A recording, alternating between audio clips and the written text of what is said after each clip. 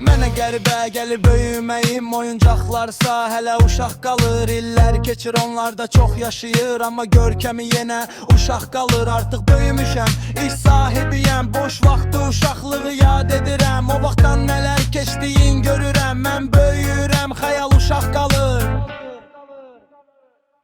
Fağır tanıdığında əzab verir, hər kəs haqsız olmağa söz mü verir? Hər kəsi özün bildim ətraf deyir, böyüyürsən hisslərin uşaq qalır. Fağır